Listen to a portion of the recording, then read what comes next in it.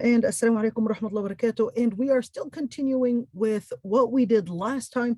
And we talked about the story for those that have actually stolen something, and then and then Allah subhanahu wa ta'ala tells the Prophet وَلَا تَكُنْ لِلْخَائِنِينَ خَصِيمًا.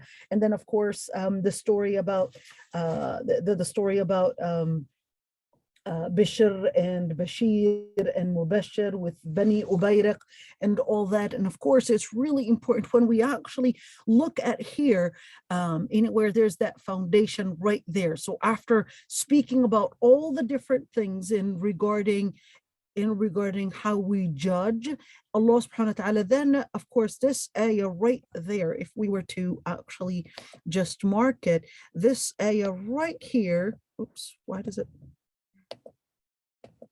doesn't actually allow me to do other than that. Okay, so here we go. So this ayah right there, وَأَنزَلَ اللَّهُ عَلَيْكَ الْكِتَابَ وَالْحِكْمَةِ.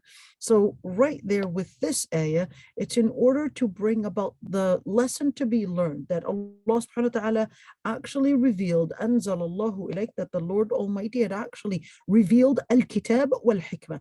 Now when you look at the word al-kitab, which is right there, hold on. When you,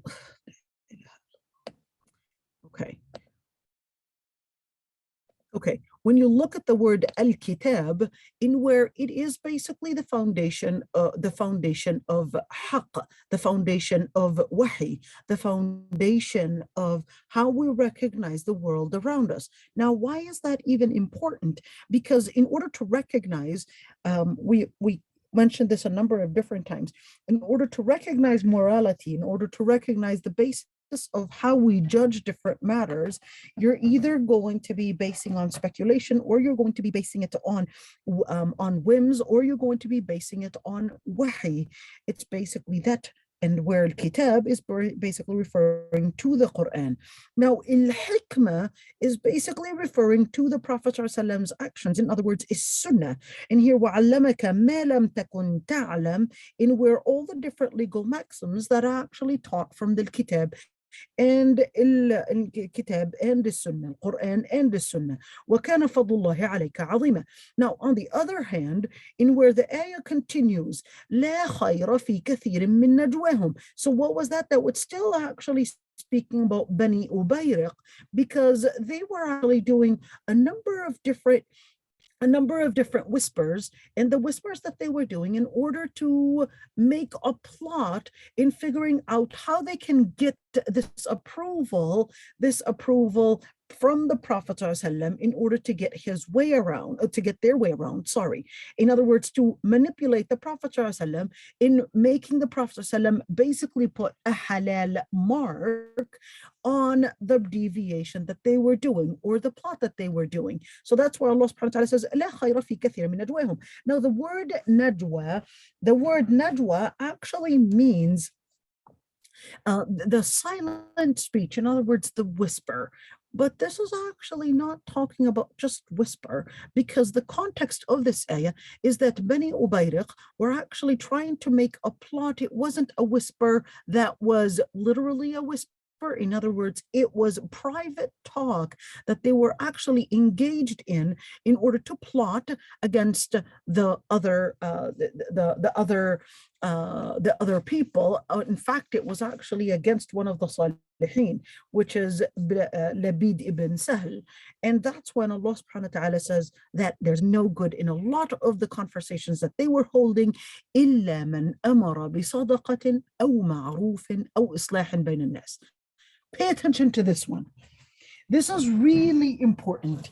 In other words, most of the speech is actually a wrong speech, not only for the context. There is in tafsir and in fiqh, there is a general statement which is al-ibra bi'umum al-lafzi la bi khusus al-sabab. What does that actually mean? Al-ibra, let me write it down so you could all see it. I just hope. العبرة, I hope I can write it. Okay, it's not allowing me. عبرة بعموم اللفظ لا بخصوص السبب. What is العبرة بعموم اللفظ? So the general consideration is that I'm going to write it down for you so you could actually see it to help you Okay, here we go. So I'm going to be sharing another screen. Okay. Al-ibra, I'm going to write it down. Al-ibra, okay, بعموم اللفظ لا بخصوص السبب. What does that mean? So العبرة بعموم اللفظ لا بخصوص السبب is actually involving everything in tafsir. That what we're going to take in consideration is not necessarily the story, but it is actually بعموم اللفظ, but in the general statement. So what is the general statement here? The general statement in this ayah is that in general, لا خير في كثير من نجواهم. Every type of discussion, every type of conversation is actually leading with no khair. What does that mean? It is actually containing evil. It is containing laghu. Now, what is al-laghu? The word laghu is initially really the sound that a bird makes, but this is not talking about anything birdie or anything like that whatsoever. This is actually discussing, when we're talking about laghu, any type of talk is going to be part of laghu, except a number of different things. Man amara bi sadaqah, who orders for a sadaqah. Who orders for a sadaqah, in other words, to give sadaqah. 2, ma'roof. And when we speak of ma'ruf, there's so much detail in that. Or 3, islahan bayna nas. What is al-islah bayna nas? It's basically bringing in a reconciliation between people. So what does that actually mean? When you look at any talk, if you're ordering for what is good, in other words, to help bring support to people that are in need, in other words, you are probably talking about, hey, X or Y and Z is actually in need of money. How can we support them, etc. That's actually amara bi sadaqa or ma'ruf. What is ma'ruf? In order to make the ma'ruf, it is doing in 2 things. Ma'ruf, it is either engaging in piety, in figuring out what and how to bring about some people into the right direction. So المعروف here لفظ يعم أعمال البر كلها. So it's basically involving every type or any type and every single form of piety. So whether we were talking about piety in social relations, or whether we're talking about piety in wealth, or whether we're talking about piety in politics, or whatever it is. And in the end is that the Prophet ﷺ said, كل معروف صدقة وإن من المعروف أن تلقى أخاك بوجه طلق. The Prophet ﷺ actually said, every good deed, every ma'ruf, everything that you give in is actually a charity. In fact, he even clarified what a charity is, and he said, وَإِنَّ مِنَ الْمَعْرُوفِ, and part of charity is to actually give a smile to your Muslim brother. Beautiful, huh? To give a smile. Al-Mawardi actually said, and that's why whenever you want to give or do a khair, he said, it is important to actually أن يعجله حذار أوانه فواته. What does that mean?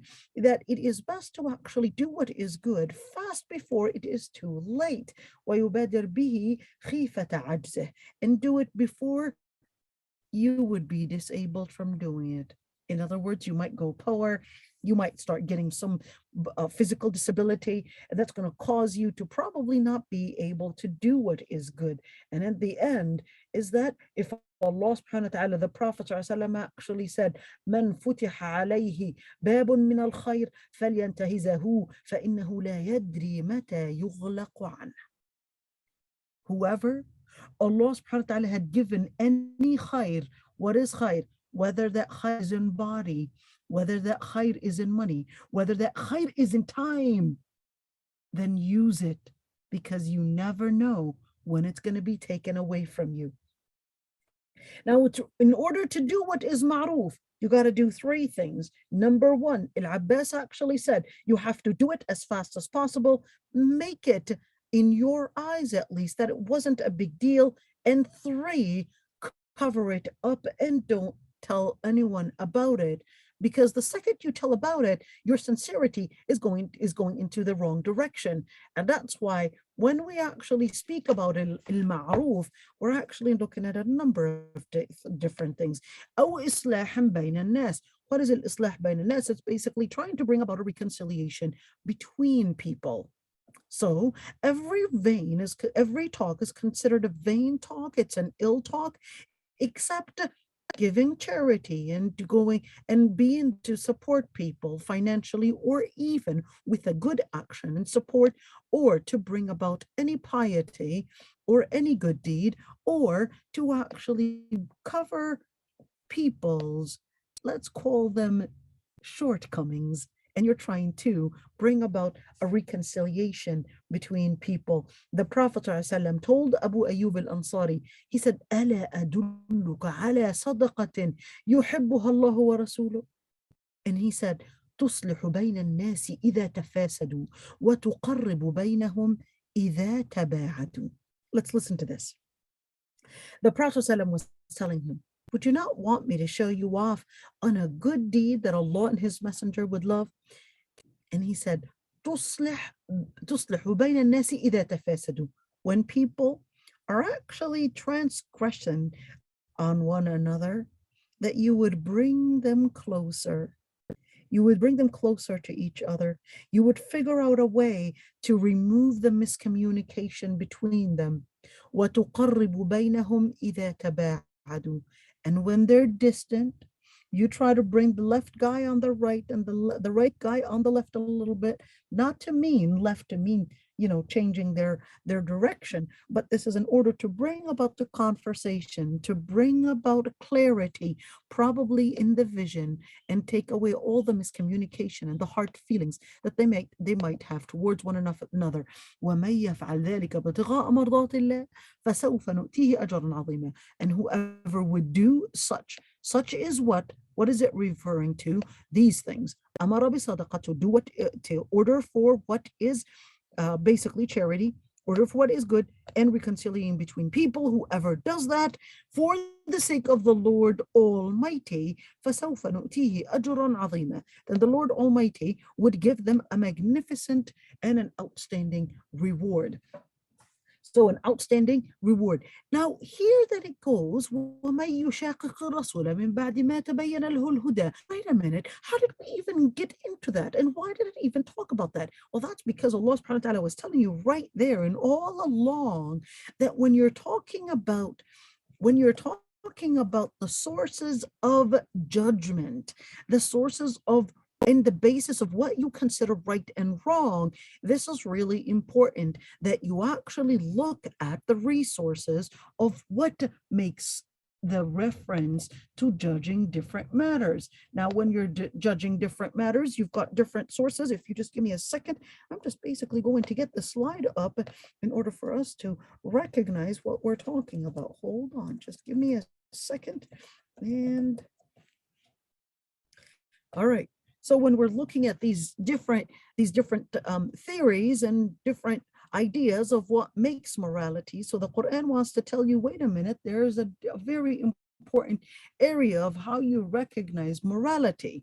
And the most important thing is to understand that morality is basically coming from al-wahy. So let's see right there, you've got all these different theories. Can you guys actually see it? Can you? Yes, Sheikha. Okay, good. I didn't know what you guys were looking at. Okay, so when you actually look at all these different theories right there, all right, each one, are we going to base it on the consequence? Are we going to base it on base it on the action? Are we going to whose theory are we going to actually consider in regarding judgment? How do we know what and how to judge things? So Allah subhanahu wa ta'ala actually makes it easy for you and tells you that they would follow speculation and all these different theories of, so what makes something ethical and what makes it not ethical. So Allah subhanahu wa ta'ala is telling you, well, wait a minute, you gotta remember that all of those are actually speculation. And then you've got mata huwa al-anfus, you've got those theories that are based on desires. And Allah subhanahu wa ta'ala sent you the Quran as the guidance. Well, right here, Allah subhanahu wa ta'ala basically tells us, well, in the Quran. So right there, the Quran was basically telling us in, let's go back and actually see it. So remember, right here, the guidance, Quran, Sunnah, Ijma', Qiyas, and reports of the Sahaba. So let's see what that ayah is telling us. Is the ayah actually on the same page? Let's look at it. So this ayah right there, after telling you all of that, after telling you al-kitab, al-hikmah, let's go back to that page again. Is this actually saying al-kitab and al-hikmah, or what are we looking at? Right there, here's al-kitab, and here's al-hikmah right there. And then what? Well, let's see. Is it actually, how is it proving that we're supposed to be following the sunnah? So because it was talking about al-kitab, in case you wanted to say al-hikmah was actually the wisdom inside al-kitab, so that's why Allah subhanahu wa ta'ala then tells you again and says, oh, don't misunderstand and don't let the shaitan actually do that wrong interpretation. So that's why the ayah says, وَمَن يُشَاقِقِ الرَّسُولِ.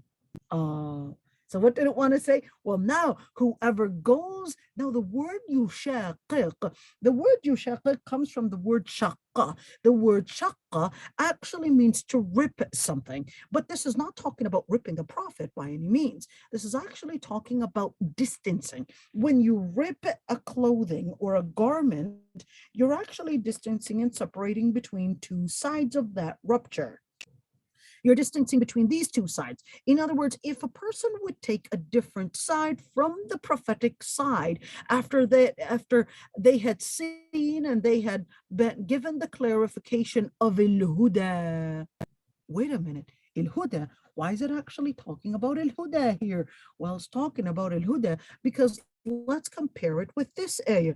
Here it is, al-huda, because Allah subhanahu wa ta'ala is telling you, we're talking about here laying out the foundations of how you define the areas of resource to define morality and justice. So Allah subhanahu wa ta'ala tells you, well, wait a minute, it's not about speculation, and certainly not because you feel something. It certainly cannot be the definition of it cannot be the definition of morality just because you have a certain gut feeling or you have something that on the inside tells you, because this is not subjective, because at the end of the day, you will be influenced by the different things that surround you. So Allah subhanahu wa ta'ala tells you, wait a minute, you need to consider al-huda. What is al-huda? Al-huda is guidance. So what is guidance here? It's basically al-wahi. So Allah subhanahu wa ta'ala tells you right there, وَيَتَّبِعْ غَيْرَ سَبِيلِ الْمُؤْمِنِينَ. So what is that? Well, that's actually taking you back. So for those that actually follow other than Sabil al-Mu'mineen, what is then Sabil al-Mu'mineen? In other words, if you actually don't follow this, then that actually means you're on this. It's just simple and straightforward. You're either following Quran and Sunnah, or you're following all the different areas, whether that is theories or whether that is desires. In other words, this is what? This is actually غَيْرَ سَبِيلِ الْمُؤْمِنِينَ. All this is actually غَيْرَ سَبِيلِ الْمُؤْمِنِينَ. So therefore, if the person is actually having their place of judgment is actually on the other end, so this ayah is correcting it and says, وَمَن يُشَاقِقِ الرَّسُولِ. You go away from the Prophet, peace be upon him's path, after it was clear to you of what guidance is, and you had chosen to take, or the person has chosen to take the path of all other than Sabil al-Mu'mineen. Sabil al-Mu'mineen, wait a minute, I thought you said al-Rasul. I thought you said Allah Almighty. How is Sabil al-Mu'mineen? Why Sabil al-Mu'mineen? Because, listen, let's look at this, man. This is so beautiful. Let's look at this. When you actually look at, I was just giving a dars right now, just even on this matter. What am I? Okay, here we go. So you know why? Because yes, Allah Almighty in the Quran actually says, وَأَطِيعُوا اللَّهَ وَأَطِيعُوا الرَّسُولَ وَأُولِي الْأَمْرِ مِنْكُمْ, and obey Allah and obey the messenger and obey those in leadership amongst you. But at the same time, it didn't say غَيْرَ سَبِيلِ النَّبِيِّ. All right, look at this ayah. The ayah was saying, وَيَتَّبِعْ, and they would follow the path of other than the path of the believers. It didn't say follow them other than the path of the Prophet. But it was talking about the Prophet. Why did it jump to the believers? Why? Because وَتَوَاصَوْا بِالْحَقِّ وَتَوَاصَوْا بِالصَّبْرِ. Because you have to support one another. Because it's not enough to actually, yes, follow guidance is important.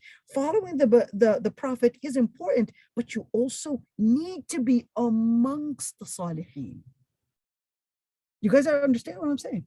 You need to be amongst the Salihin. You need to surround yourself with that. You cannot isolate yourself from that, because at the end of the day, the Salihin are basically going to be that area that is going to give you that support as well. So if you actually, other than the path of the Salihin, you're actually going to be on the other side, which is why when you look at this, I'm going to share another, even though I just did this halaqah just a couple minutes ago, but we're going to read this.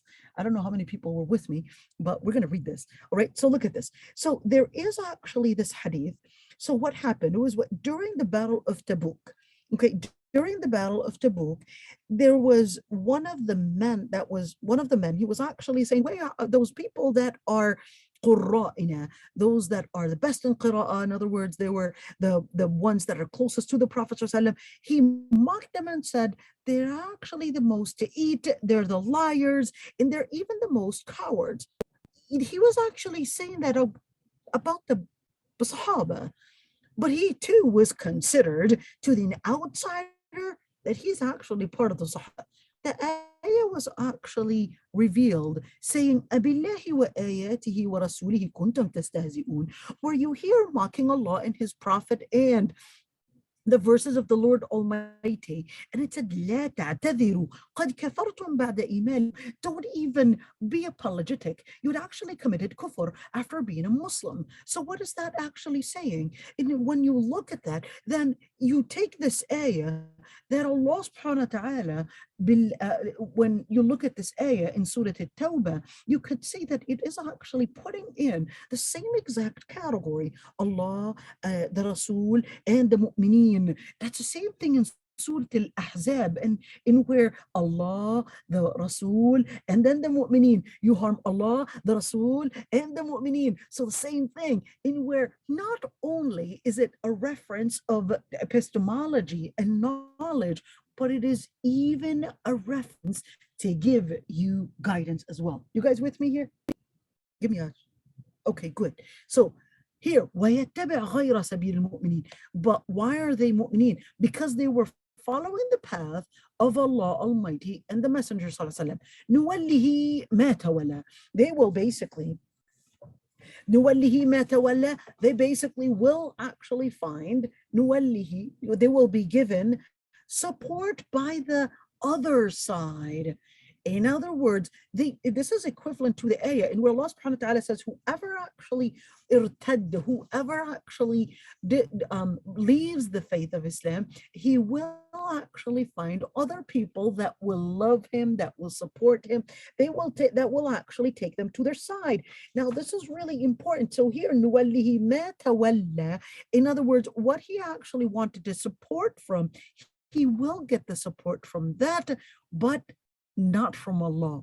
If they're not getting a support from that, but from the other people, and then that would actually mean they're left to their own choices, and therefore they're basically going to be taking their own selves as the supporters for themselves. So why not their own selves for the supporters of themselves? Remember, we actually make the dua, Allahumma la takilni ila nafsi طرفة عين. O Lord Almighty, do not make me responsible over myself, not even with a blink of an eye. So this ayah is actually referring to those that turn away from the deen, in where if they actually leave the deen, they will basically be left to their own choices. وَنُصْلِهِ جَهَنَّمْ. نُصْلِهِ جَهَنَّمْ. What is Jahannam? So Jahannam is basically hellfire. What is nuslihi? Isli is actually to expose something on the heat, in where the area where that was exposed to the heat, it becomes so hot, and where the skin is actually starting to melt. All right. Now, this is actually speaking about Hajjaj ibn Ilat. Hajjaj ibn Ilat actually became Muslim, but then when he was discovered to have actually stolen something, he basically did not want to be exposed that he had stolen something, so he runs away. To Mecca, and in order to get also the support from there. And I want you to compare that with the story. Look at this. This is a story that's a little related to this. When the Prophet ﷺ went to the Battle of Tabuk, pay attention to this one. When the Prophet ﷺ went to the Battle of Tabuk, there were three guys, Hilal ibn Umayyah, and I believe Rabi' and Ubay ibn Ka'b. They actually did not go, not because they didn't want to go, but because they just thought that they'll follow on later. But the later was too long. They weren't able to make it to get to the Prophet ﷺ. So when the Prophet ﷺ came back, to Medina, each person that was not part of the army started complaining to the Prophet ﷺ, oh, I had my mother, I had my sister, I had my children, my food, it was time for harvest. He didn't say anything, just dismissed them, because he knew that they were weak in their iman anyways. Didn't expect much of them. But for Ubay ibn Ka'b, the story was different. He expected more of him. What led you to actually stay? And he really said what happened. Now, who wants to take advantage of the situation? It was actually the leader and the king of the Byzantine Empire. He heard that the Prophet ﷺ had boycotted Ubay ibn Ka'b, and it's been a long, long, long time. So he wanted to seize the moment, that is the king of the Byzantine Empire, and actually send a note with a spy secretly to Ubay ibn Ka'b, that if you join us, the note says, if you join us, you will actually be put in a very high position, and you will be definitely granted a lot of money. Ubay ibn Ka'b took the note and actually burnt it. Why? Because his love for Allah Almighty surpasses any type of an advantage, any type of what he might actually get in this dunya. Compare this. Compare this with those that actually turn away from the deen, and then nuslihi jahannam, and then they will get Jahannam. وَسَاءَتْ مَصِيرًا. And sa'at masira means that it would be the worst. And the word al-masir is basically the final destination of any destination. In other words, that's the worst final destination that anybody can be in. Now, what is here? Just give me a second.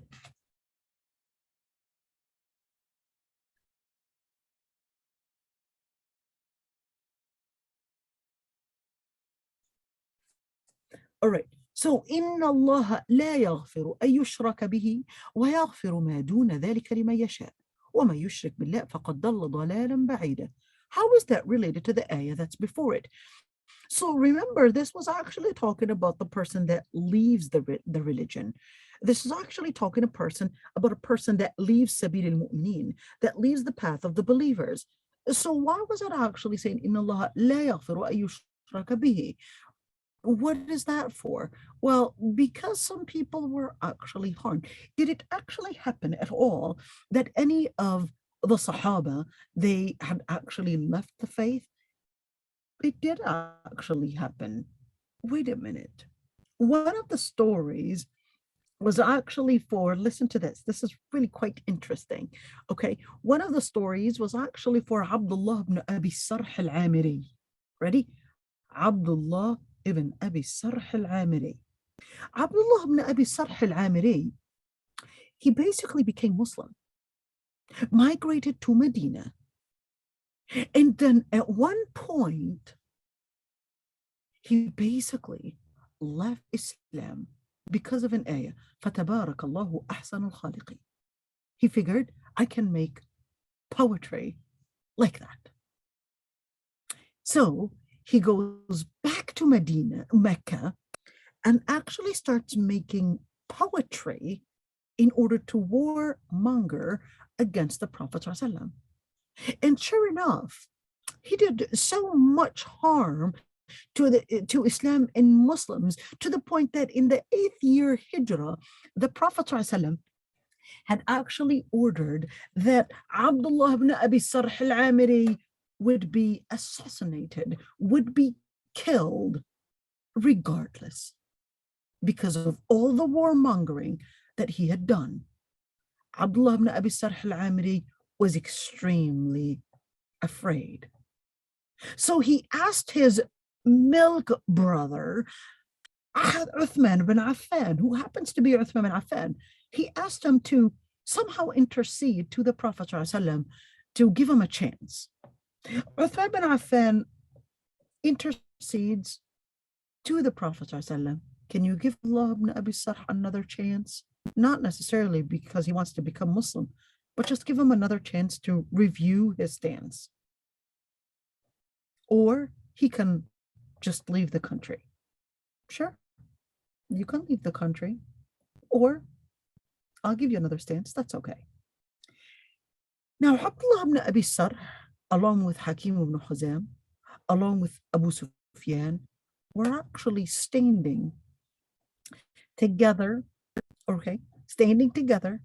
and then one of them says, when they see Bilal ibn Rabah going on the ceiling and the roof of the Kaaba, says, thank God my father was not here to see all this. The other one said, well, I don't want to say anything because the rocks are going to tell Muhammad ﷺ of what I have been saying. The other one recognizes that, he's approaching. So the Prophet ﷺ approaches and said, you said this, you said this, you said this.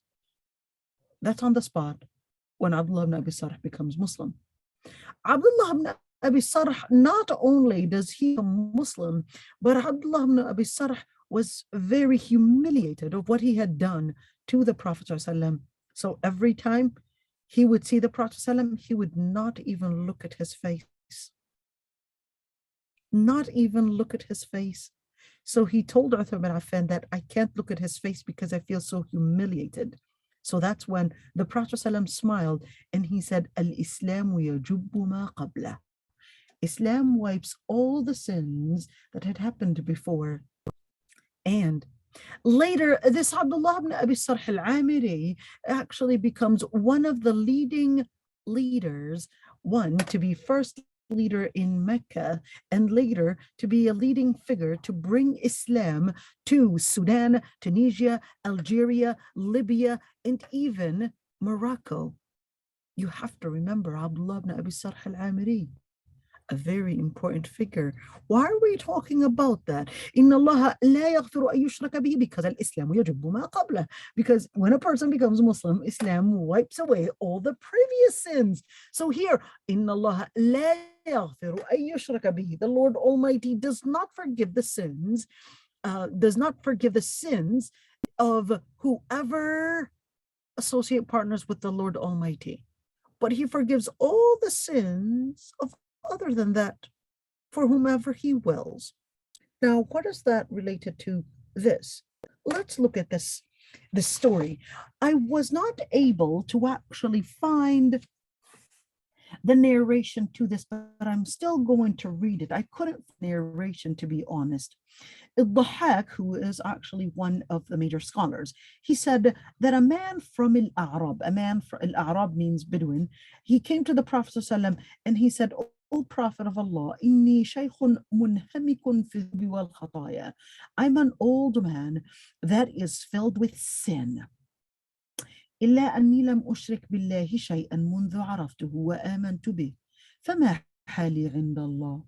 But even though I'm an old man, I've got so many sins that I have committed throughout all my life, but I have never associated partners with the Lord Almighty since the time that I have known the Lord Almighty.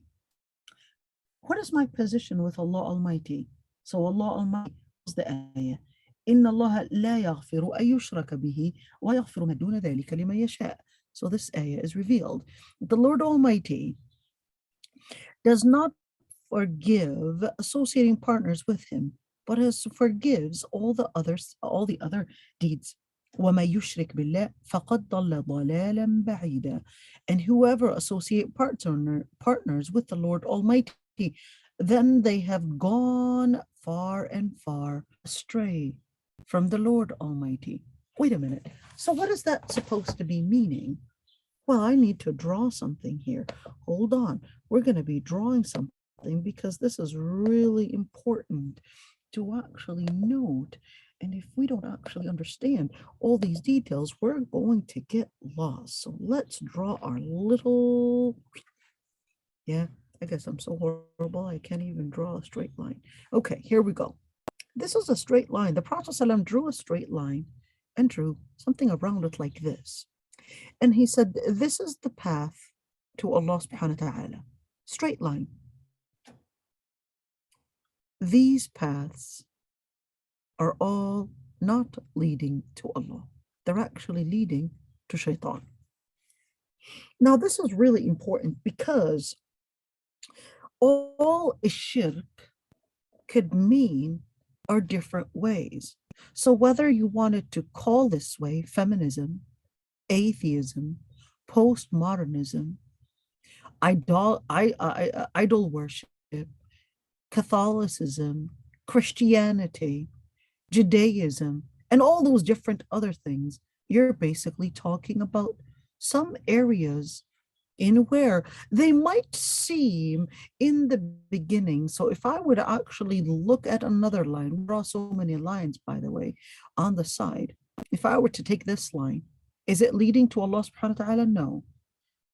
In the beginning, you might actually see, yeah, it's probably 20 degrees, okay? But these 20 degrees down the road, yes, they will be 20 degrees, but these 20 degrees are actually away down the road. They're going to be way farther from the straight path. And that's the same thing. In where in the beginning, they might not seem they're far away. They seem like they're not that far, but it isn't until time comes and then this line, you wouldn't be able to tell of how far it is in the beginning, but then it will take you far away down the road. This person is going to continue taking this path, and then look at the difference between them and this path. Look at the difference between them and this path, and the road goes so far and where they don't even recognize it, because if they decide to take that path, it's going to be away from Allah subhanahu wa ta'ala, and therefore they're actually away from what they're actually going into shirk. They're associating partners with the Lord Almighty, and that's definitely distancing them away from haqq. Let's continue right there. Inna Allah, where was it? يَدْعُونَ مِن دُونِهِ إِلَّا إِنَاثًا وَيَدْعُونَ إِلَّا شَيْطَانًا مَرِيدًا. So let's look at this ayah. Now, يَدْعُون, the word الدعاء, or right here, يَدْعُو, da'a, can actually have a number of different meanings. It can mean to do ibadah, worship. It can also mean to invoke. It can also mean to support. So here, يَدْعُونَ مِن دُونِهِ إِلَّا, we need to figure out one of these meanings. Is it talking about worship? Is it talking about invoking? Is it talking about supporting? Let's look at it. يَدْعُونَ مِن دُونِهِ إِلَّا إِنَاثًا. They would, يَدْعُون, these three meanings, outside, other than the Lord Almighty, they would worship, or here, if you were to say worship, inatha. Is it? The inatha, if I don't, I would, I didn't even look at the English translation, what they translated that into, but bear with me. The word inatha can mean women, can mean wathan, can mean an idol, or some pagan deity, and it can also mean something that is empty of life. I know you're like, women and empty of life. This is the Arabic language, okay? This is not saying women are empty of life, but we're going to get there. What does it really mean? وَيَدْعُونَ إِلَّا شَيْطَانًا مَرِيدًا. Here's the word يدعون, and here's the word يدعون. Let's look at a number of different things. What is the context of that? So we've got يدعون, يدعون. Let's first look at the word yad'un. Is this talking about worship? Is this talking about a context in where what they were doing? And what do the women have to do with this?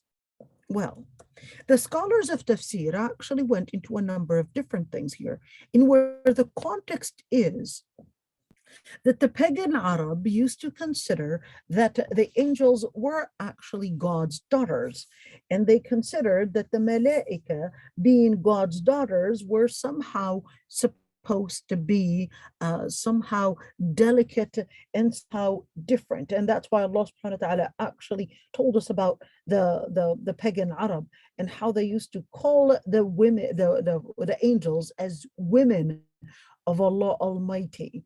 Now, here's one thing, is that this could be actually related to what Allah subhanahu wa ta'ala actually wanted to say about what they used to worship in their pagan idolatry.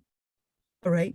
And the word ethic could also be referring to what they regarded as women. In other words, they're actually just worshiping the women, because they actually regarded that the idols were actually supposed to be not only near God Almighty, in other words, getting them close to Allah Almighty, but they actually regarded that the angels there were taking their deeds as, of course, that they're actually the servants, the female servants for Allah Almighty. All right. And then they considered that that's what idolatry, to worship the idols, actually means. It means that it's going to create a connection between them and the female servants, of course, female servants of Allah, subhanAllah. I mean, this is what they were regarding. So this ayah was actually saying, well, what they were here, worship is actually right.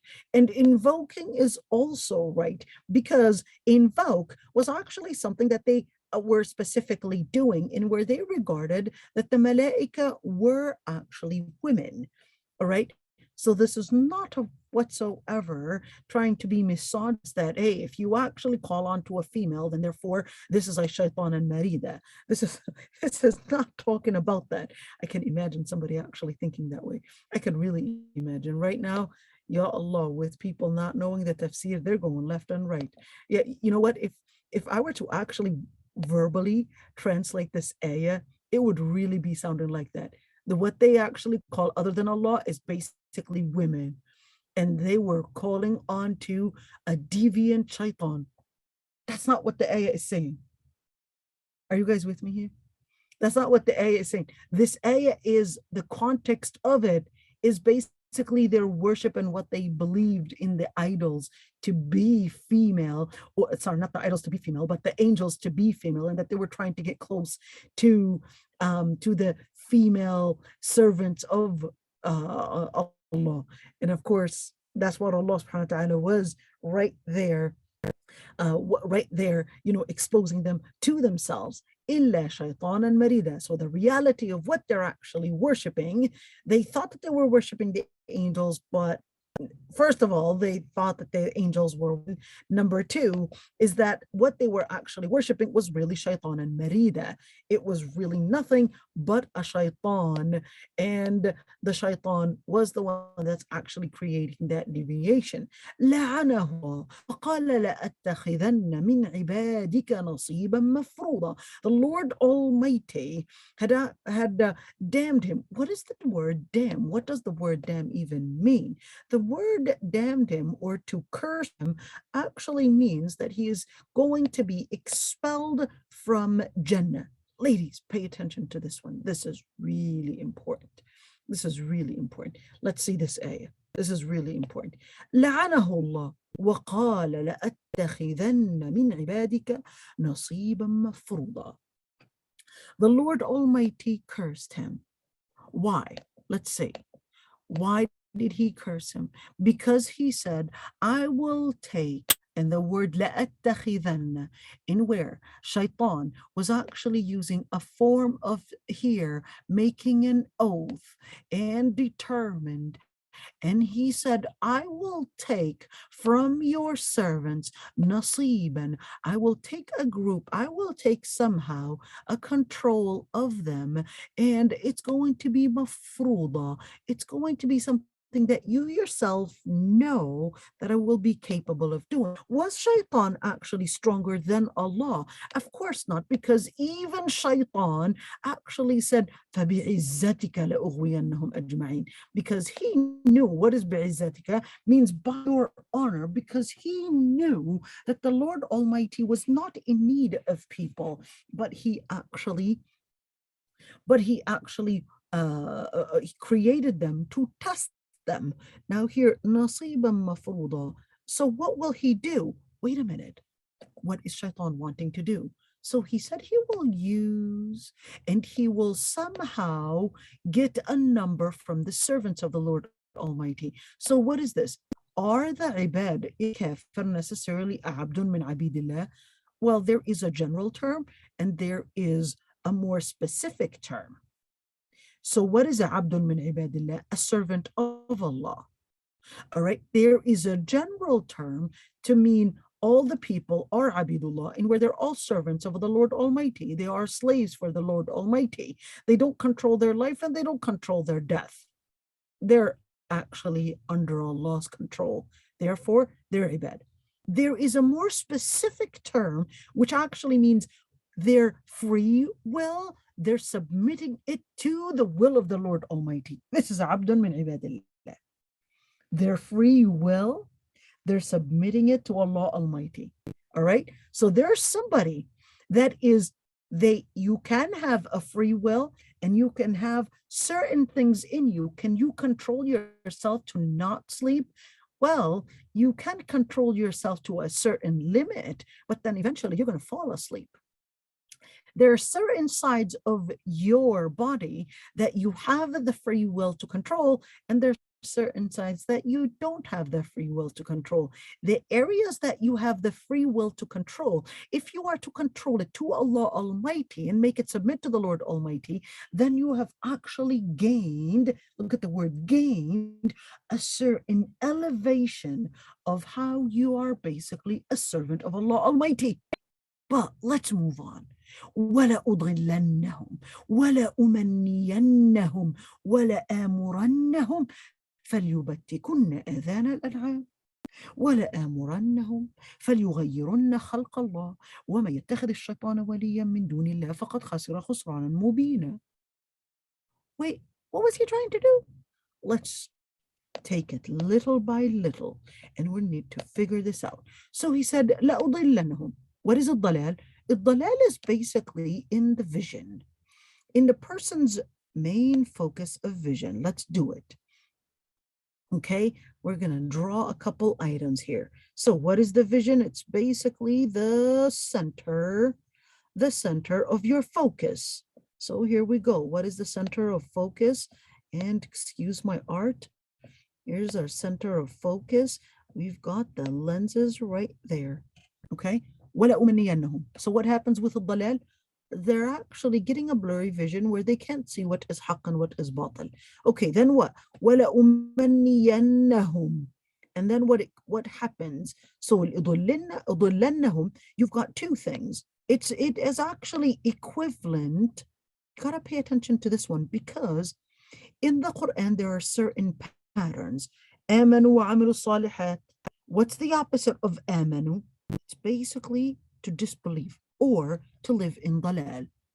So Shaitan actually knew where he was going. So what did he do? In terms of aqidah, he said, I'm going to make them get an obscure vision of how they see the matters.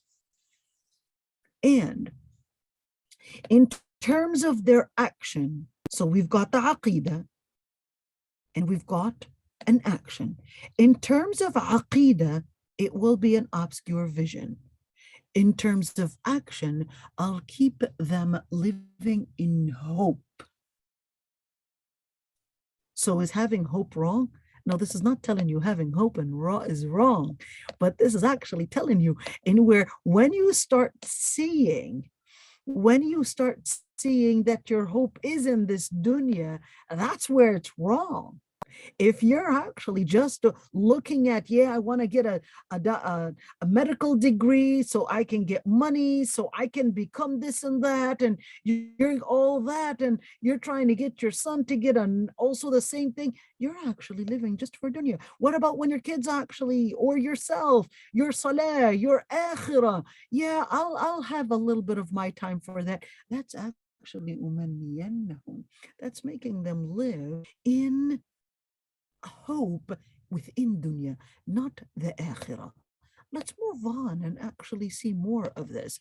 وَلَآمُرَنَّهُمْ, and I will order them فَلْيُبَتِّكُنَّ آذَانَ الْأَنْعَامِ, so that they would actually yubattikun actually means that they would actually slaughter. Slaughter what?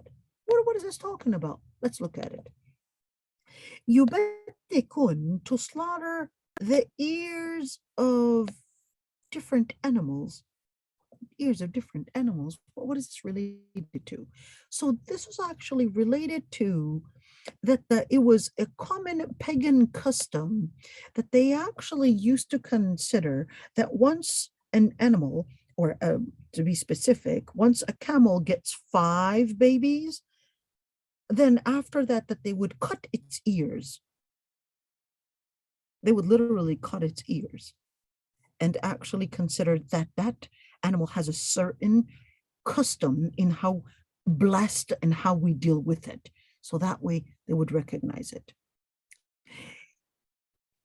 وَلَآمُرَنَّهُمْ فَلَا يُغَيِّرُنَّ خَلْقَ اللَّهِ, and I will order them to change the creation of Allah Almighty. Wait. Change what? The creation? So what does it mean to change the creation? Is this changing the creation actually talking about this changing the creation, or is this talking about just in general terms? So what does it mean to actually say in general terms? So look at the word فَلْيُغَيِّرُنَّ خَلْقَ اللَّهِ. Is this a plus in where he will order them to slit the ears of the animals, to do, in other words, to change what the animals were created for, from being for being a place of survival to actually be a place of shirk? Or is this really just by changing khalq Allah, by changing the creation of the Lord Almighty, in other words, what it was used for? Or is this talking about in a more comprehensive way? Most scholars actually considered that this is actually talking about it in a more comprehensive way. What is the evidence? So the evidence, they said, because if you look at the ahadith in where the Prophet ﷺ actually said that Allah subhanahu wa ta'ala had cursed al-namisa wal-mutanamisa, and he said al-washima wal-mustawshima, and he had said al-falija wal-mutafallija, the women that actually do one, that would basically, do the change in their facial or basically eyebrows, okay, or even the women that do certain reshaping with their teeth, or the women that actually put tattoos, whether the women that it is done to them or the women that is actually doing it for others, that actually involved within it. In other words, when we're looking at such changes, this is really dangerous because such changes are not only just a deed to mean that it's a side. The sister's actually just, microblading or doing some stuff with her eyebrows or whatever it is. It's not just doing it, but this is actually involved in this area. This is not speaking about just here and where, yeah, she's just doing a piercing. That's not just doing a piercing. This is actually beyond that. What is beyond that? How is it beyond that? She does a piercing. Why are you making it such a big deal? Why am I making it such a big deal? Good question. Let's continue the ayah to see, is it a big deal or not? وَمَن يَتَّخِذِ الشَّيْطَانَ وَلِيًّا. And whoever would take a shaitan as their wali. Wait a minute. Who's talking about a wali here? What is a wali? A wali is basically supposed to be a place and an area of, look at this little guy right there, the area in where it determines their vision. It determines their vision to determine their behavior, to determine later on who they want to be like. And the Prophet ﷺ said, "Man tashabbaha biqawmin huwa minhum." Whoever imitates any group of people, then he is from them. So in other words, what was the whole idea of this? Then when you actually speak about this, the word khalq Allah actually means the fitra of Allah. This is actually speaking about changing the fitra of Allah. The fitra, what is the fitra? The fitra is basically the instinct that Allah Almighty created within you. So when we actually look at those styles, they're not just trends. They're actually farther than that. So when you look at the time in the 80s, they used to call them punks. If we have people that are in the 80s that used to live in the 80s, they used to be called the punks, okay? And right now they're called what do they call them? Gothics. And by the time I was in high school, they were called Gothics. And then later on, who knows? I think they're called emos, imos, who knows what they're called, Satanists, whatever it is. The end of the day is that these trends are actually coming from shaitan in order to change a person from within. He's actually playing the game on the outside. He's making a trend, and which is really important because, a very important scholar, his name is Tahir ibn Ashur. Tahir ibn Ashur was a Tunisian scholar, and he actually said that the hadith is not exclusive to just speak about the women that do the women. It's not just women, even if men were doing it, but this was a common practice more in women than actually in men. Whether we're talking about tattooing or whether we're talking about braiding the teeth or whether we're talking about the eyebrows. Tahir ibn Ashur actually said this is more exclusive than these three acts. But this is to include every single action that is actually a trademark or a trend for deviant people.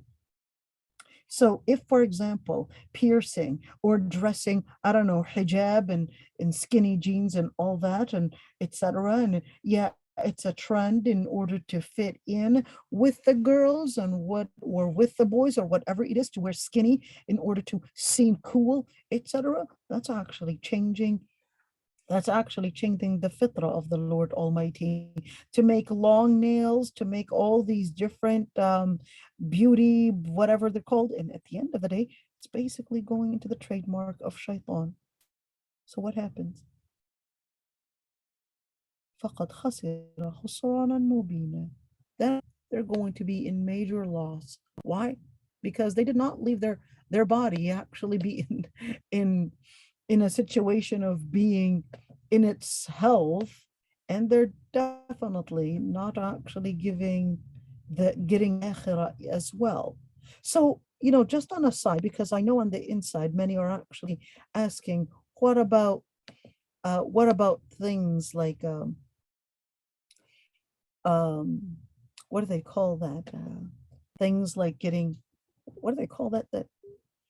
What do they call that? That needle that they make their lips get bigger? Botox, Sheikha? Botox and fillers and all that. There you go.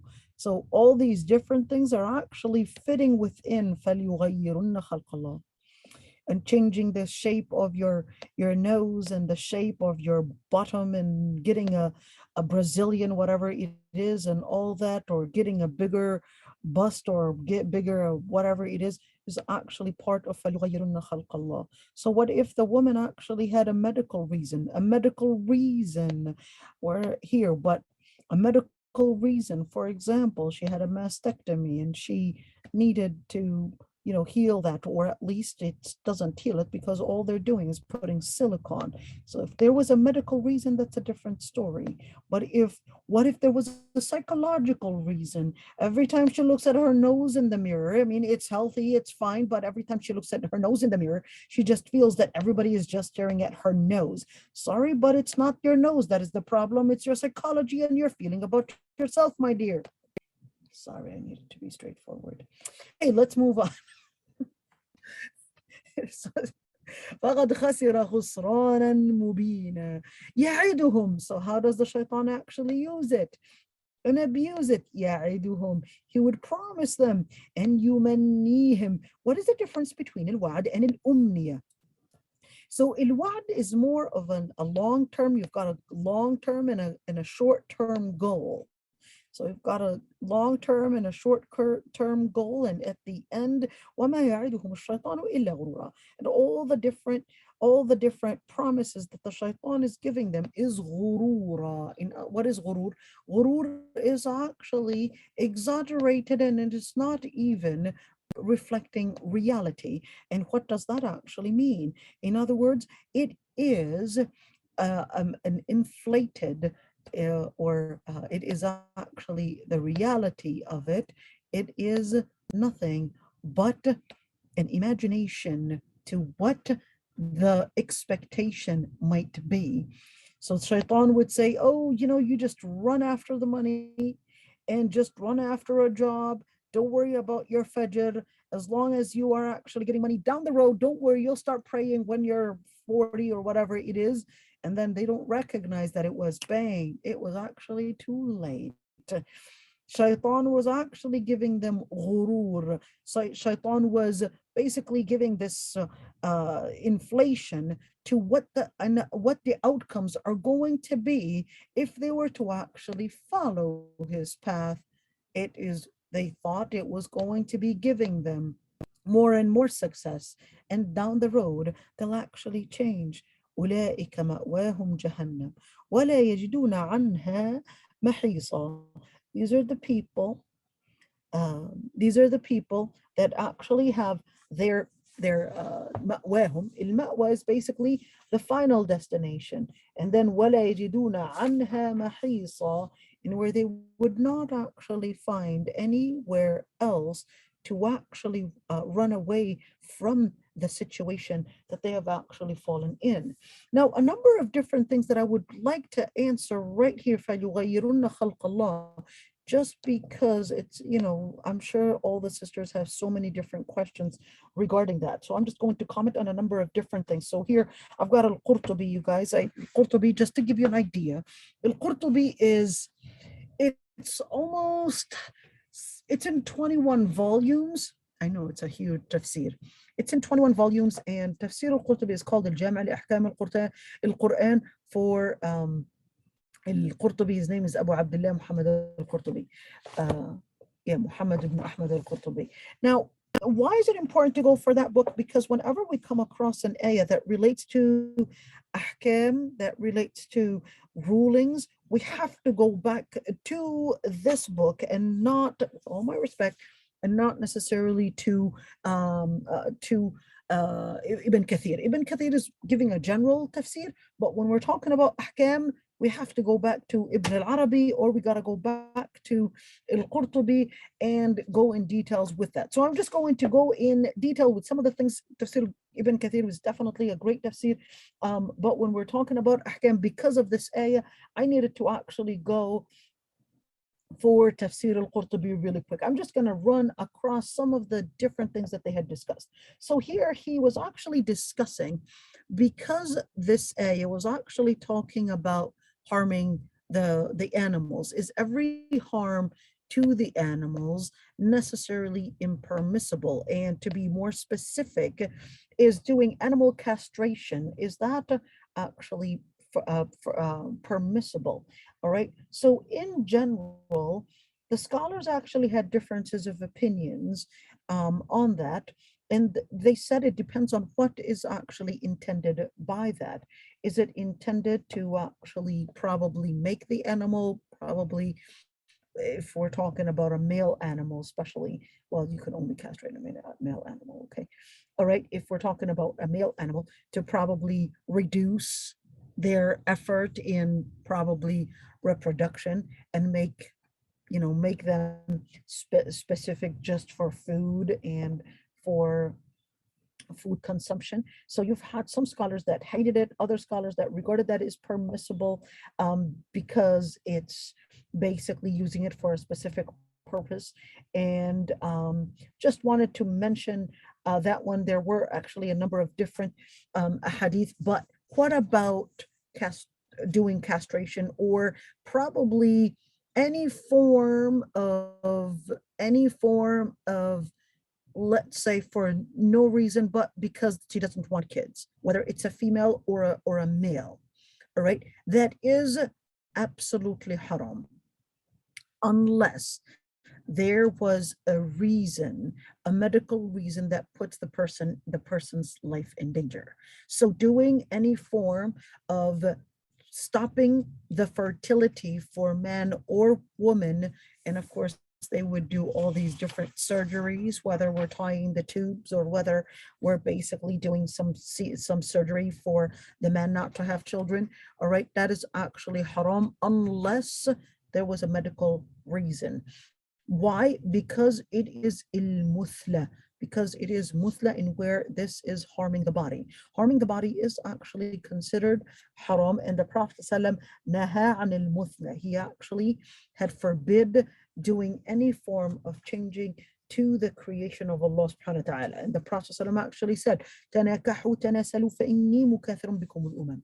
Tanakahu means get married and get children and reproduce, because I will be boasting, or I will be happy about the Muslim nation, of how big it has grown. All right, so changing the creation of Allah subhanahu wa ta'ala is actually generally haram. So what about doing things like al-wasm?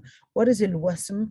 Al-wasm is basically, and it is actually done by, I know in Africa that there are many countries because of tribes and kidnapping, they would actually do like some form of probably sometimes using something hot to, make like a certain kind of a shape on the face, so that this person would never get kidnapped and they would know that this person belongs to this tribe or that tribe. Or sometimes they would actually do cuts on the face or the back or the body of that person. So this is actually haram. All right, this is actually haram, whether you are doing it to a human or whether you're doing it to animals. So to actually do that is actually not permissible. All right, just wanting to mention that one. But is it permissible to do it other than the face, at least for animals, or other than the face for animals? So for example, they're doing it something like on the bottom of a camel or something. This is actually permissible according to some scholars. Just wanted to mention that. And I found really interesting in Tafsir al-Qurtubi, in where he said, قال ابن العربي. Ibn al-Arabi was a Maliki scholar. ورجال الصقلية فهي واشمة. Oh, wait a minute. No, sorry about that. ورجال الصقلية وإفريقيا يفعلونه ليدل كل واحد منهما على رجلته في حداثته. It was really strange, and I found this really strange that it's still happening until the time of today, that certain Sicilia is, it's really near Italy, and in Africa, he said that they were doing it in order to they were resembling their masculinity by putting themselves through this pain. And this is actually haram. So just wanted to mention that piece of it because of its importance. Now, what about in situation we're talking about tattooing? So tattooing in general is haram unless there was a medical reason. So what can a medical reason actually be doing for tattooing? So they might actually do a little small tattoo in order to do radiation, different medical reasons. That's a different story. But for non-medical reasons, it is actually considered haram. Other scholars, they did actually include as part of changing the creation of Allah subhanahu wa ta'ala, al-wasila wal-mustawsila. What is al-wasila? The women that do extension and doing extensions. So then some scholars actually differentiated between synthetic extensions and between natural hair extensions. All right. And I found it strange because Imam Malik, although Al-Qurtubi was actually Maliki, but that is Al-Qurtubi, he actually said, he actually went against that opinion, and he says, Shadh al-Layth ibn Sa'd. Layth ibn Sa'd was actually a scholar, magnificent scholar, who was actually more scholarly than Malik ibn Anas himself, and he was actually in Egypt. And he said, the strange word is shadha, all right? Shadha actually means that he had gone off in his fatwa. And said, فَأَجَازَ وَصْلَهُ بِالصُّوفِ وَالْخِرَقِ وَمَا لَيْسَ بِشَعْرٍ. He said it was strange. In other words, how Layth ibn Sa'd had permitted doing extensions using wool or using rags or what is not even hair. And he said this is really similar for Ahl al-Zahir, the Zahiri madhab. And he said this is not right. To actually, just look at that. That's what Al-Qurtubi actually said is not, it's not necessarily 100% accurate, because Layth ibn Sa'd was not the only scholar that actually said that. But you would see that there are other scholars that actually permitted, even within the Malikiyya, that actually permitted to actually do extensions using or using something that is not natural hair. In other words, we're using synthetic hair, using synthetic pieces, whether it's wool or different substances. All right. So in the end, is that just to note that and just keep it in mind. All right. So just wanted to help you see that. All right. All right, so let's continue into the other ayah. وَالَّذِينَ آمَنُوا وَعَمِلُوا الصَّالِحَاتِ سَنُدْخِلُهُم جَنَّاتٍ تَجْرِي مِن تَحْتِهَا الْأَنْهَارُ خَالِدِينَ فِيهَا أَبَدًا. Wait a minute, how did we even get there? So Allah subhanahu wa ta'ala would actually tell you every time he talks about the people of hellfire, he will right away go and actually talk about the people of Jannah. So for the people of Jannah, he says, وَالَّذِينَ آمَنُوا وَعَمِلُوا الصَّالِحَاتِ. As for those that are believing, let's look into those words, okay? Yes. I'm so sorry to interrupt. I'm not sure if you wanted to take a break or if you wanted to continue. So, yep, I would like to take a break because I really need to go pray and then come back, inshallah. Okay, that sounds great. I'll pause the recording. Inshallah.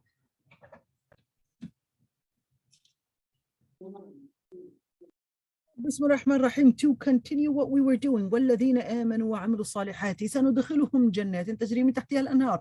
Now the word, whenever you say وَالَّذِينَ آمَنُوا وَعَمِلُوا الصَّالِحَاتِ, it's really important to consider and just keep a reminder that آمَنُوا وَعَمِلُوا الصَّالِحَاتِ. This is actually a common pattern in the Quran, in where it always considers that you cannot actually just have faith, but there has to be the conviction.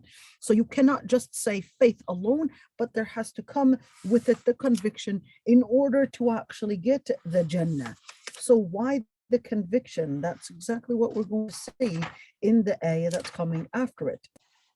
All right. So سندخلهم actually is a promise from Allah subhanahu wa ta'ala that He will actually let the believers actually enter Jannah. Enter Jannah. What is the Jannah? تجري من تحتها الأنهار. تجري. What is تجري? تجري is not talking about running, but this is actually talking about flowing rivers flowing rivers that are actually going about in where? That are actually in the Jannah itself. So is it min tahtiha or is it tahtaha? And what is actually the difference? So min tahtiha, in where you're looking at in different areas, that it's actually going underneath the Jannah itself. All right. And khalidina fiha abada, where they will be living there eternally. When you look at khalidina fiha abada, and where Allah subhanahu wa ta'ala actually brings death in a shape of a white ram. Kabsh abyad amlah.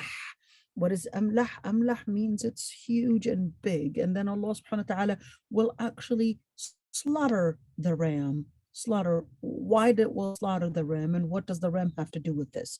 Okay, hold on. Let me explain something. Remember when Allah subhanahu wa ta'ala actually said, تَبَارَكَ الَّذِي بِيَدِهِ الْمُلْكُ وَهُوَ عَلَى كُلِّ شَيْءٍ قَدِيرٌ. When the Lord Almighty actually said that Allah subhanahu wa ta'ala تَبَارَكَ الَّذِي بِيَدِهِ الْمُلْكُ, that there is no one like unto the Lord Almighty, and He is capable of doing all. But then a very important ayah, the ayah continues with a very important information. الَّذِي خَلَقَ الْمَوْتِ, who created death. الَّذِي خَلَقَ الْمَوْتَ وَالْحَيَاةَ, and created life. In other words, you only say that life was created, but guess what? Even death is a creature too. You may not see it. All you see is that death, you think it's a moment. You think it's a time lapse. You think it's the end of life. But Allah subhanahu wa ta'ala is telling you that no, even life is a creature, just as death is a creature. Life is a creature and death is a creature. Allah subhanahu wa ta'ala, that's why He brings death in a shape of a creature on Judgment Day. And then He slaughters death, meaning to end death itself. And that's why they will actually be khalidin, living eternally there. In other words, you might say, how's that even possible? Well, remember, Allah subhanahu wa ta'ala created energy, and to you, energy is what makes life. You would consider that the reason why there was no life in that particular person is because there's no energy. But we've got the body right there, but it is more than just this energy or a good functioning body that's making life, but there is a ruh. That is what actually Allah subhanahu wa ta'ala puts, that secret that actually makes life. And ruh itself is actually a makhlooq. It's actually a creature. Now Allah subhanahu wa ta'ala created all that, and therefore He created the life and created the death, and He's capable of making life become eternal by ending death. وَعَدَ اللَّهِ حَقًّا. This is the promise of the Lord Almighty. This is the promise of the Lord Almighty that should never whatsoever be changed by the Lord Almighty. وَمَنْ أَصْدَقُ مِنَ اللَّهِ قِيلًا. And who is more honest or even truthful than the words of the Lord Almighty? In other words, the words of the Lord Almighty actually contain the ultimate truth, the absolute truth. ليس بأمانيكم ولا أماني أهل الكتاب من يعمل سوءا يجزى به ولا يجد له من دون الله وليا ولا نصيرا. It was actually a story. I'm first going to read this ayah like how somebody might actually understand it, okay? Like an ordinary Arabic person, not by your like an ordinary person, okay? But that's the wrong translation, okay? So they would read it probably not by their hopes and not by the hopes of the people of the book. Whoever does good or bad, they will be held accountable for it. And then they would not find other than Allah subhanahu wa ta'ala as their savior, and even the one to give them victory. So not necessarily quite accurate. There was actually a story behind this. So that look at how when the story comes in, the context comes in, how it changes a lot of things. Let's see what the story is. So the story is that the people of the book, the Jews and the Christians, they each one was basically saying that they're the ones that are on the right path. They're the ones that are going to basically get the salvation, and therefore it is basically evident according to them, and therefore, hey, these are hopes. So Allah subhanahu wa ta'ala tells the pagan Arab, ليس بأمانيكم, not by your hopes. It's not by a hope, and it's not by just wanting to be determined that no, we're right and that's it. Not even by the hopes of Ahl al-Kitab either. Ahl al-Kitab, why are they Ahl al-Kitab? Because they actually were granted, whether it's the Gospels or whether it's the Torah. ما يعمل سوءا يجزى به. Whoever does evil, then they would be held accountable for it. Well, what does that mean? This ayah petrified the Muslims. Why? Because they said, well, does that mean whatever evil, whatever sin I will do, that it will come back to me? This is so scary. The Muslims were actually petrified with this ayah, because it is actually to mean that yes, it should actually include every sin will come back to you, and you will be getting the ramifications of your sin in your life. You had other scholars that said that no, this is not relating to Muslims, but this is actually relating to all the other faiths. So let's just see what happened. So you had majority of the scholars actually say that this ayah is general. In other words, whether a person is Muslim or whether a person is not Muslim, this is actually including them. As for the kafir, they will actually get for the ramifications of their sins and their bad deeds, they will actually get the punishment on Judgment Day. And as for the believers, he said, فَبِنَكَبَاتِ الدُّنْيَا. What is nakabat al-dunya? Nakabat al-dunya means the harms of dunya. What is the harm of dunya? Maybe your son dying, maybe you getting cancer, maybe you getting an illness, maybe your house burning down, maybe you getting a flat tire, maybe something small, your shoelace just doesn't want to work. Okay, so whatever it is, at the end of the day, all right, whatever it is that it's going to come back to you, and it will make things a test for you, whatever that happens.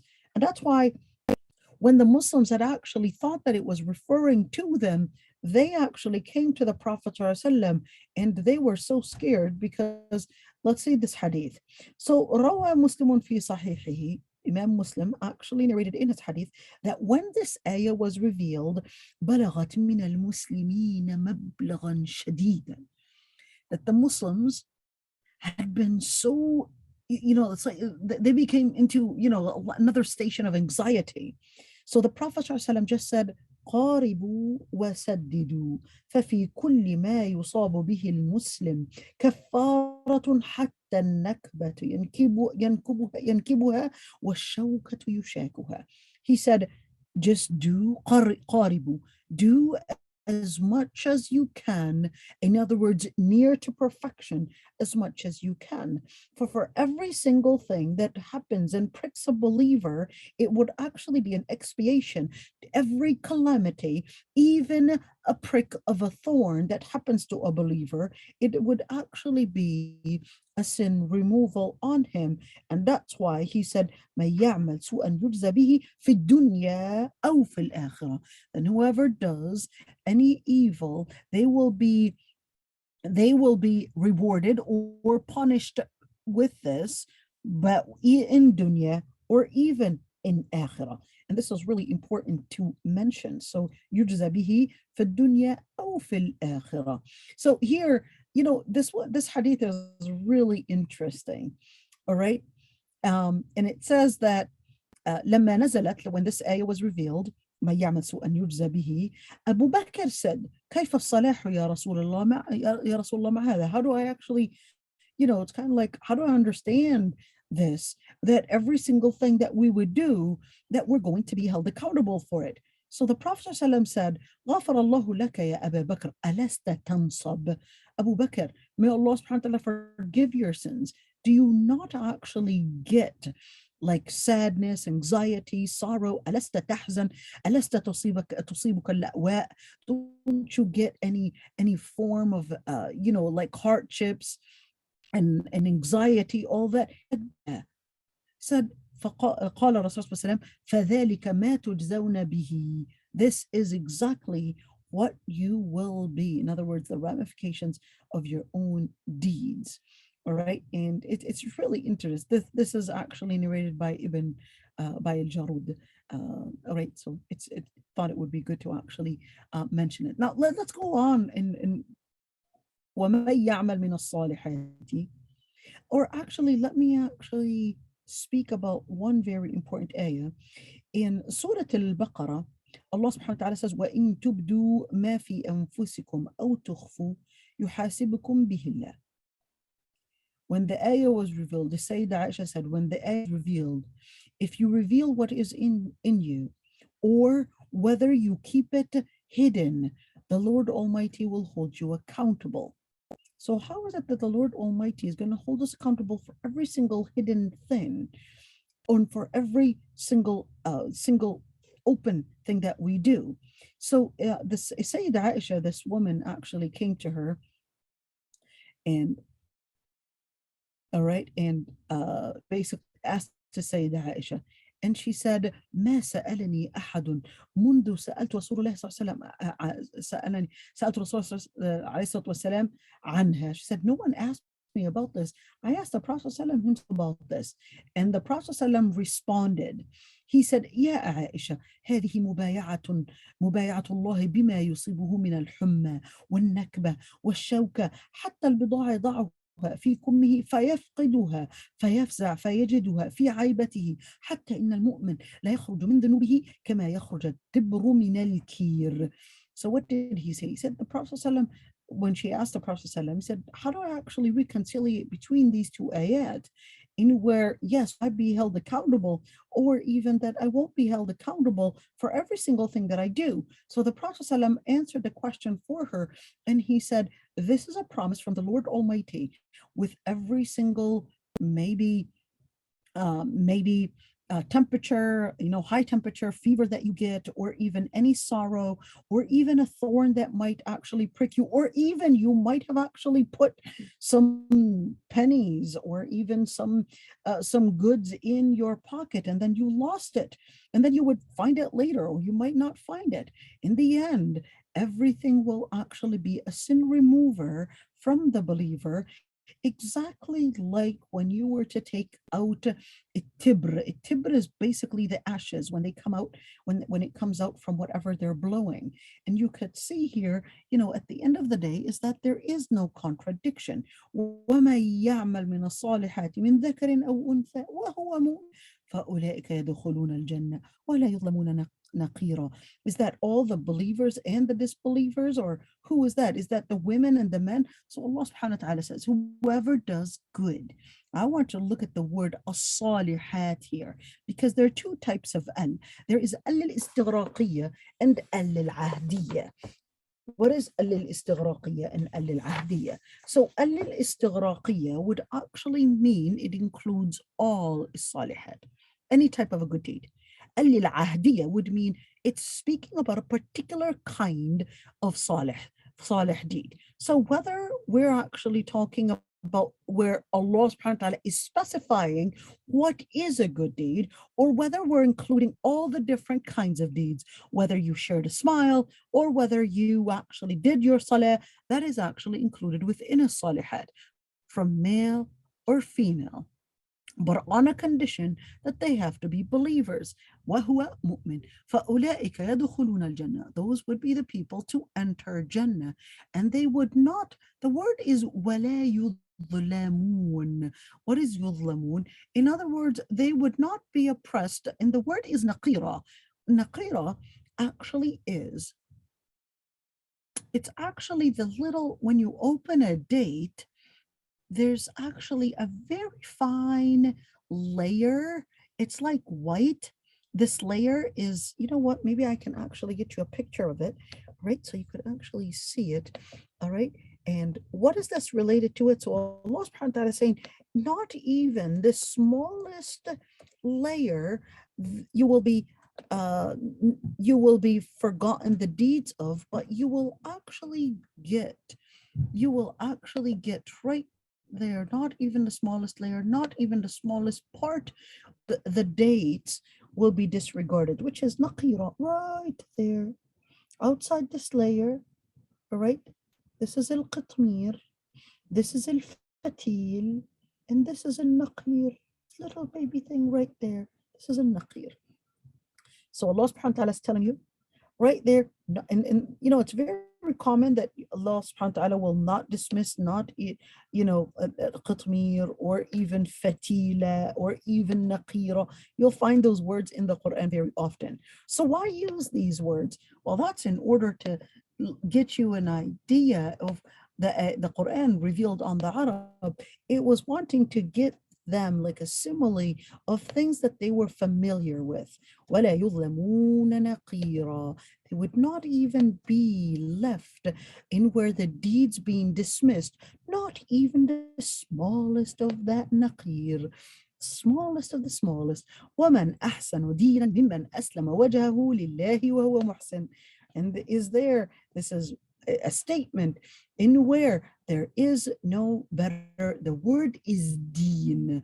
The word deen is a comprehensive word to mean what one believes in terms of faith, and two, what one believes in action. مِمَّنْ أَسْلَمَ وَجْهَهُ لِلَّهِ وَهُوَ مُحْسِنٌ. There is no better deen, there is no better faith, there is no better piety from a person that submits their face. But this is not talking about submitting face during sujood, but this is actually a more comprehensive one, in where it is a figurative thing, a metaphor. Yes, it's talking about the face, but this is actually to mean to include every single thing in the body.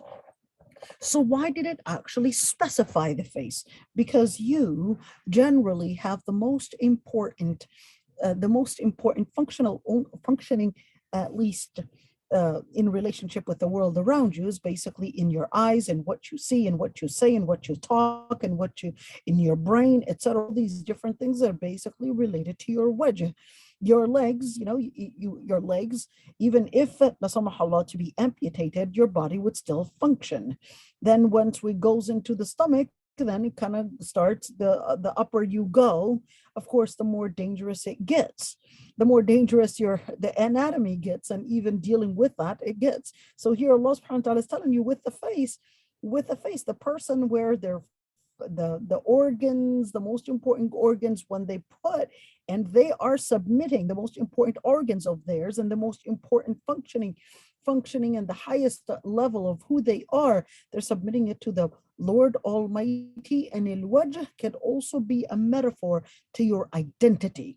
In other words, once your identity is submitted to Allah subhanahu wa ta'ala in piety, وَهُوَ مُحْسِنٌ, and they're constantly living in piety, but the piety here is another level, because level ihsan is actually different than the level iman. Wait, what? Let's do it. So there's the level of Islam, there's the level of iman, and there's the level of ihsan. Okay, here we go. There's the level of iman, and there's the level of ihsan. The level of ihsan is actually the highest level. Sorry guys, I'm trying as much as I can. The highest level is the level of ihsan. All right, so here this ayah is basically telling you, for that actually had submitted their faces and everything right there, then they actually were on the path and on right there, the level of ihsan.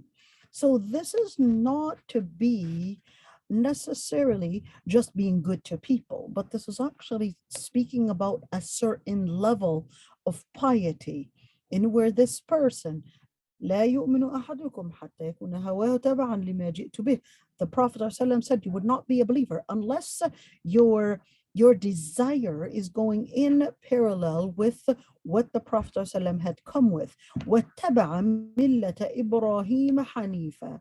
And they would follow. What is to ittaba'? Al-ittiba' actually means to take seriously, to take in every single small step, millata Ibrahim, the path and deen of Ibrahim Hanifa. What is Hanifa? Millata Ibrahim, the deen of Ibrahim. What is the deen of Ibrahim? It's basically Islam. Hanifa, away from shirk, away from any form of associating partners of Allah subhanahu wa ta'ala. In other words, if you are away from associating partners, that means you are in tawheed. وَاتَّخَذَ اللَّهُ إِبْرَاهِيمَ خَلِيلًا. And the Lord Almighty had taken Ibrahim Khalila. What does that to mean? Is it Allah that took Ibrahim Khalila, or is it that Ibrahim took Allah as a Khalil? It's that Allah subhanahu wa ta'ala had actually, so what is that? Ibrahim himself had actually had Allah subhanahu wa ta'ala be his utmost love. So Allah subhanahu wa ta'ala was his utmost love. Ibrahim alayhi salam, he actually took Allah subhanahu wa ta'ala as the main focus point. The relationship between Prophet Ibrahim alayhi salam and Allah subhanahu wa ta'ala, in where Prophet Ibrahim alayhi salam, his dearest love, his dearest principle was all based on Islam and submitting himself to Allah subhanahu wa ta'ala. So this is here a parenthetical statement in where it is to say, let's look at it, in where what it really means to actually be on the religion of Ibrahim is really to be one. This is right there, amanu. To submit yourself, your face, and all your identity to the Lord Almighty, equivalent to amanu. Amanu. وهو محسن is actually equivalent to عمل الصالحات. Okay, so amanu wa عمل الصالحات, equivalent to it. So what does amanu then mean? Well, that means you're submitting yourself, you're submitting your face, you're hearing, you're seeing. You start seeing by the lens of the Lord Almighty. You start seeing, you start feeling, you start recognizing everything with the lens of Quran and Sunnah. You identify not only what you need to see and how you see the matters, but you go farther. There's amanu wa amilu salihat. And jazakumullah khairan and barakallahu feekum. Jazakallah khair, Shaykh. And Jazakallah khair for giving us the last class of the semester. We really appreciate all your time. Allah yahmiku ya Rabbi.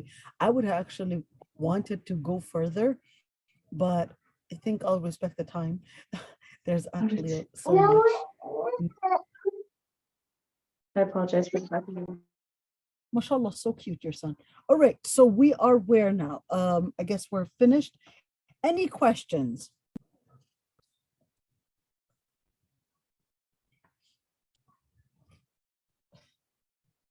You know what? It says Jannah Institute to everyone. I will be praying.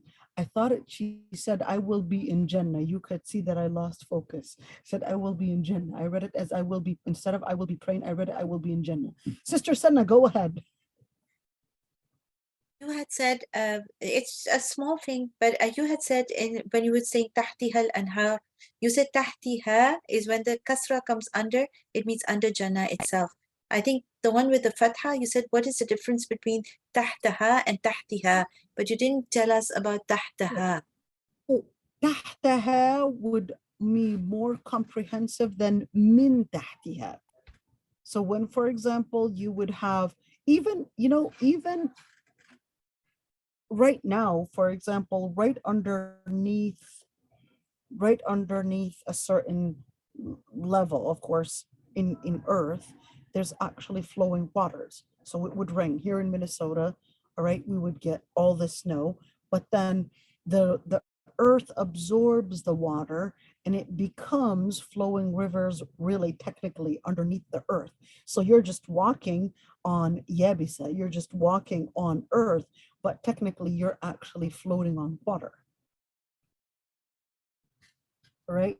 You're technically floating on water. You may not recognize it, but Allah subhanahu wa ta'ala, in the Quran, it even would tell you that Allah subhanahu wa ta'ala makes the earth absorb the water. And the ayah was actually saying it like it was putting it like certain, it's like putting it in a fridge or putting it in a reservoir underneath the earth. All right, so that's right now you're walking in taht al-earth.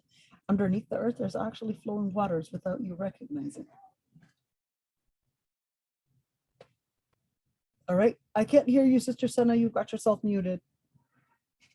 Oh, that you answered my question. There was so much I learned, but I just want to say, Alhamdulillah, you talked about Amilu Salihat and that it is a beautiful thing to do.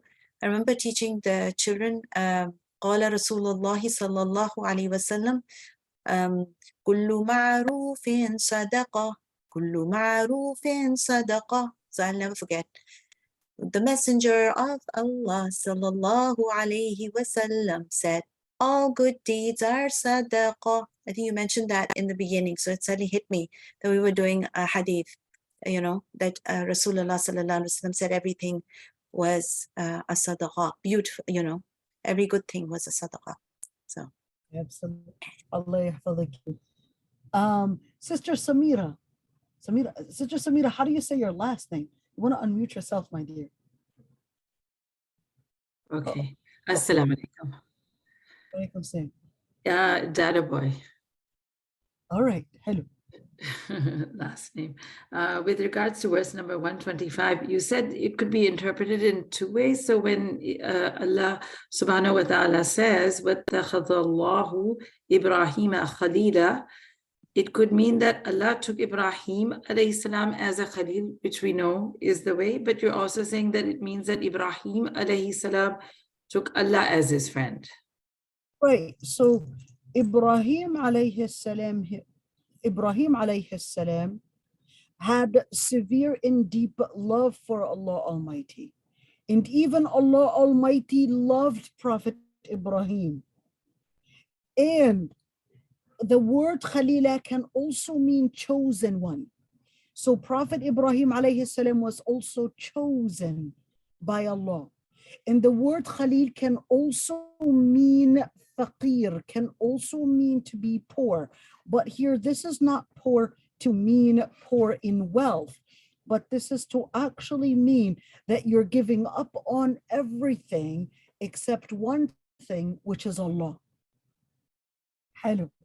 Okay, understood. So he was giving up on everything but Allah, and he was chosen by Allah because he had such severe love for Allah. Allah Almighty has chosen him, and Allah Almighty had also loved him. You imagine, you know, Allah subhanahu wa ta'ala actually loving you. Yeah, absolutely. You know, just like Allah subhanahu wa ta'ala, this is so, Ya Rabbi. May Allah subhanahu wa ta'ala give us that level on where Allah subhanahu wa ta'ala says, يُحِبُّهُمْ وَيُحِبُّونَ. يُحِبُّهُمْ. May Allah subhanahu wa ta'ala make us from those يُحِبُّهُمْ وَيُحِبُّونَ. Allahumma ameen. Sister Maimuna, wallahi inni uhibbuki fillah. Go ahead, Sister Maimuna. I love Sister Maimuna. Go ahead, Sister Maimuna. Assalamu alaikum, Sheikha. In Minnesota. Yeah. Yeah, I was wondering about the piercing and the hair extension with teenagers. I want to know if because if piercing and the hair extension is really not good for them, for the teenagers, girls. So like I said, I do not regard that hair extensions, if it is a synthetic hair extension, don't not regard it as haram, because this is not actually making the extensions using natural hair. Okay, So using hair extensions, if it is not natural hair, I do not regard it as haram. As for wigs, it's not actually an extension and it's actually putting it on the hair. I know for the colored sisters, this is becoming a common thing in where using wigs and using hair extensions and all that is right now considered the trend. So just wanted to clarify that one. So as long as they're wearing hijab and you doing the hair extensions with non-natural hair, it is a considerable opinion. I hope I Thank answered. you. Jazakallah khair. Yeah.